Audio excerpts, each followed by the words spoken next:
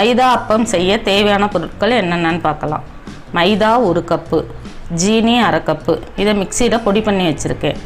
தேவையான அளவு தேங்காய் பூ, உங்களுக்கு பிடிச்சா தேங்காய் பூ போட்டுக்கோங்க, இல்லைனாலும் தேங்காய் பூ போடாமையும் செய்யலாம்.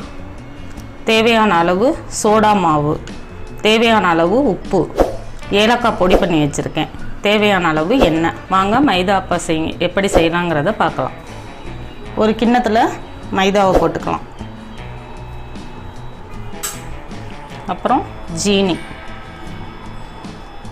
பொடி பண்ணி வச்சுருந்த ஜீனி, கொஞ்சமாக சோடா மாவு,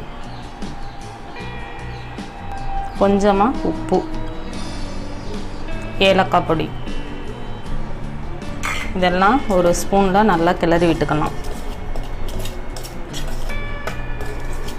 கிளறி விட்டு தண்ணி ஊற்றி கரைச்சிக்கலாம். கொஞ்சமாக தண்ணி ஊற்றிக்கணும், கொஞ்சம் திக்காக அப்போ ஊற்றுற அளவுக்கு. இந்த அளவுக்கு கரைச்சிட்டு தேங்காய் பூ எடுத்து வச்சுருந்த தேங்காய் பூ போட்டுக்கலாம். போட்டு இதையும் நல்லா ஒரு கலக்கி ஒரு 5 நிமிஷம் ஊற வச்சுருங்க.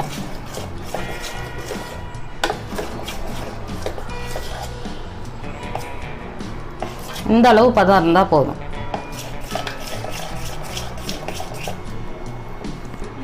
வாங்க இப்போ அடுப்பை பற்ற வச்சுக்கலாம். ஒரு கடாயை வச்சிடலாம், எண்ணெய் ஊற்றிடலாம்.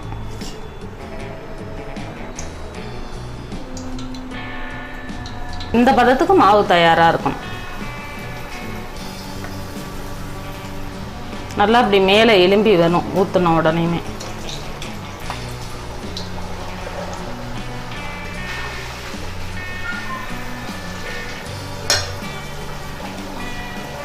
மைதா அப்பம் ரெடி ஆயிடுச்சு. இதை உங்கள் வீட்லேயும் நீங்கள் செஞ்சு பாருங்கள், ரொம்ப ஈஸியாக செஞ்சிடலாம். வீடியோ பார்த்த அனைவருக்கும் நன்றி. இதுவரையிலும் சப்ஸ்கிரைப் பண்ணாதவங்க எங்கள் சேனலை சப்ஸ்கிரைப் பண்ணிக்கோங்க.